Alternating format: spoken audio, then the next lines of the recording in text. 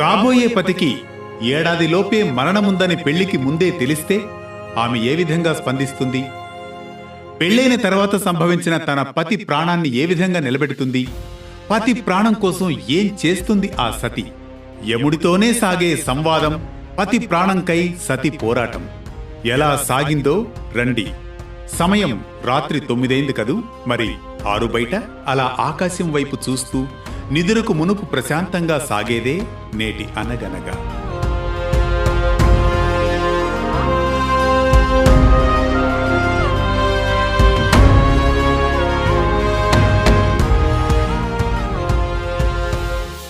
అనగనగా అది త్రేతాయుగం చివరి కాలం, ద్వాపరయుగం ప్రారంభకాలమనే భావన. అలనాడు మదర దేశాన్ని అశ్వపతి అనే రాజు పాలిస్తూ ఉండేవాడు.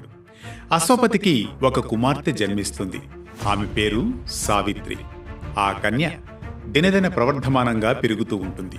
సావిత్రికి యుక్త వయసు రాగానే ఆమెకు పెళ్లి చేయాలని నిశ్చయిస్తాడు తండ్రి అశ్వపతి. సావిత్రి తన చెలికత్తెల వల్ల జుమత్సేనుడి కుమారుడైన సత్యవంతుడు అందమైనవాడు, గుణవంతుడు అని విని అతని మీద మనసు పడుతుంది. కాని సిగ్గుతో ఆ విషయాన్ని ఎవ్వరికీ చెప్పదు. ఒకరోజు నారదుడు అశ్వపతి వద్దకు వస్తాడు. నారదుడు సావిత్రినుద్దేశించి, రాజా, నీ కుమార్తెకు ఇంకా వివాహం ఎందుకు చేయలేదు అని అడుగుతాడు. అప్పుడు అశ్వపతి, అమ్మా, నారదుడు చెప్పింది విన్నావుగా, నీకు తగిన భర్తను నీవే ఎంచుకో తల్లి అంటాడు. అప్పుడు సావిత్రి, తండ్రి, సాల్వభూపతి కుమారుడైన సత్యవంతుడు నాకు తగిన భర్తని నేను అనుకుంటున్నాను అంటుంది. అమ్మా, కాని ఆ సాల్వభూపతి విధివశాత్తుగా 2 కళ్ళు పోగొట్టుకున్నాడు కదూ. శత్రువుల వలన రాజ్యం పోగొట్టుకుని అడవుల్లో నివసిస్తున్నారు తల్లి. వారు పూర్తిగా కష్టాల్లో ఉన్నారమ్మా అని తండ్రి అంటాడు. అందుకు సావిత్రి, అయినా నేను సత్యవంతుణ్ణే వివాహం చేసుకుంటాను అంటుంది. అశ్వపతి నారదునితో, మహర్షి, సత్యవంతుని గుణగణాలు ఎలాంటివి అని అడుగుతాడు. అప్పుడు నారదుడు, రాజా, అతడు ఎల్లప్పుడూ సత్యమే పలుకుతాడు. అందువల్లనే అతనికి సత్యవంతుడనే సార్థక నామధేయం ఏర్పడింది. అతని అసలు పేరు త్రాస్సుడు. బుద్ధిలో బృహస్పతి వంటివాడు, శౌర్యంలో దేవేంద్రుడంతటివాడు, తేజస్సులో చంద్రుడు, అందంలో అశ్విని దేవతల వంటివాడు. కాని అతడు అల్పాయుష్కుడు.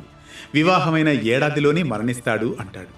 అంతే, నిర్ఘాంతపోతాడు అశ్వపతి.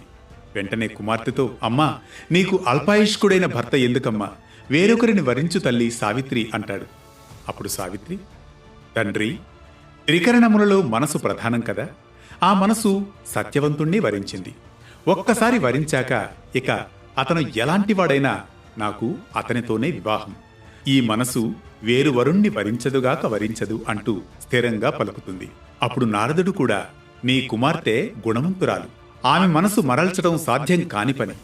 ఆమెను సత్యవంతునికిచ్చి వివాహం జరిపించడమే ఉత్తమం. ఏమో, ఈమె చేసిన పుణ్యం వల్ల సత్యవంతుడు దీర్ఘాయుష్మంతుడు కాగలడేమో అని ఆమెను దీవించి వెళ్లిపోతాడు. నారదుని ఆశీర్వచనం ఆనతి మేరకు అశ్వపతి సావిత్రి సత్యవంతుల వివాహం జరిపిస్తాడు.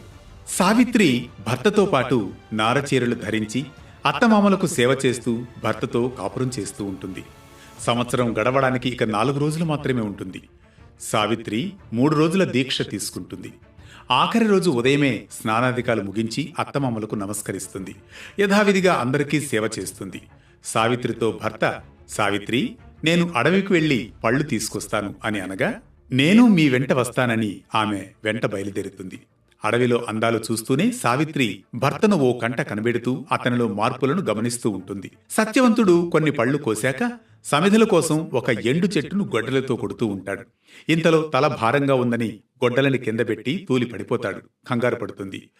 ఇంతలో నల్లని ఆకారం కలవాడు, కూరలు కలిగినవాడు, ఎర్రని నేత్రములునున్నవాడు, బంగారు వస్త్రములు ధరించినవాడు, చూచుటకెంతో భీకరాకారుడు, చేతిలో పాశం ధరించినవాడు అక్కడ ప్రత్యక్షమవుతాడు.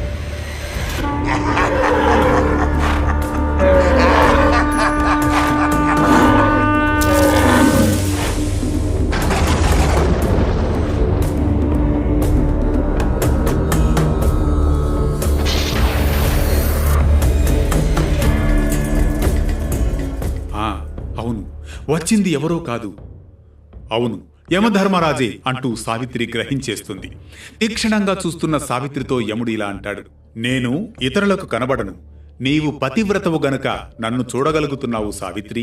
నీ భర్త సత్యవంతునికి ఆయువు తీరిపోయింది అంటూ యమధర్మరాజు తన పాశాన్ని సత్యవంతునిపై విసిరి అతని శరీరంలోని జీవుణ్ణి బయటకు లాగి తన దిక్కైన దక్షిణ దిక్కుకు పయనమైపోతాడు.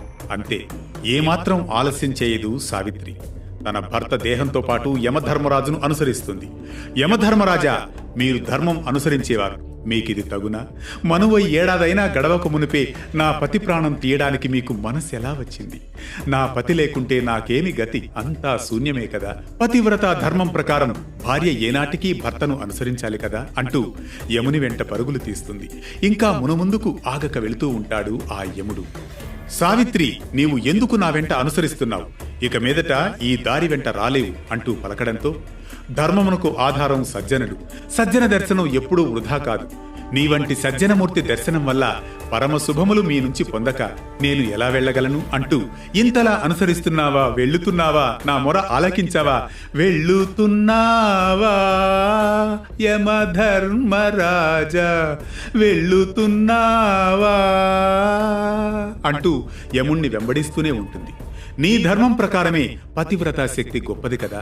యమధర్మరాజా, నాకు ధర్మం తోడుగా ఉంది. కన్నీరు మున్నీరవుతూ విలపిస్తున్న సావిత్రి పట్ల ఒకానొక దశలో సావిత్రి పతిభక్తి, వాక్చాతుర్యం, ధైర్య సాహసాలు యముణ్ణి ఎంతగానో ఆకట్టుకోవడంతో, సావిత్రి, ఇప్పటి వరకు నన్ను అనుసరించిన వారెవ్వరూ లేరు, ఏమా పతిభక్తి అంటూ సంభ్రమాశ్చర్యాలకు గురై సావిత్రి మీద కనికరం చూపుతాడు యముడు. దీంతో, ఏదైనా వరం కోరుకో సావిత్రి, అనుగ్రహిస్తాను, నీ భర్త ప్రాణాలు తప్ప అంటాడు. అప్పుడు సావిత్రి, యమధర్మరాజా, నా మామగారు సాల్వరాజుకు కంటి చూపు లేదు, ఆయనకు చూపు వచ్చి రాజ్యాన్ని ఏలేలా అనుగ్రహించండి అని కోరుతుంది. సరే, తథాస్తు అంటూ యమధర్మరాజు ఆ వరం ప్రసాదించి వెళ్ళిపోతూ ఉంటే, మళ్లీ వెంబడిస్తున్న సావిత్రిని చూసి, సరే, మరో కోరిక కోరుకో అంటాడు యముడు. అందుకు సంతసించిన సావిత్రి తన తండ్రికి సంతానం లేదు గనుక ఓ కుమారుని అనుగ్రహించమని కోరుకుంటుంది. అందుకు యముడు ఆవరం కూడా ఇచ్చి సాగిపోతూ ఉంటాడు. అప్పుడు సావిత్రి, యమధర్మరాజా, ఎవరితోనైనా 7 మాటలు మాట్లాడితే వారు బంధువులవుతారు అంటారు. మరి నేను మీతో ఎన్నో మాటలాడాను, ఇప్పుడు నేను మీకు బంధువునయ్యాను కనుక నాకు మరో వరాన్ని ప్రసాదించండి అని అడగడంతో సావిత్రి పట్టుదలకు, వాక్చాతుర్యానికి ఆశ్చర్య ఉంది. సరే సావిత్రి, చివరగా నీకు మరో వరం ఇస్తున్నాను, కోరుకో అనగా, అప్పుడు సావిత్రి, యమధర్మరాజా, ఇప్పటి వరకు మీరు ఏ వరం కోరుకోమన్నా నీ పతి ప్రాణములు దక్క, నీ పతి ప్రాణములు దక్క అని అన్నారు.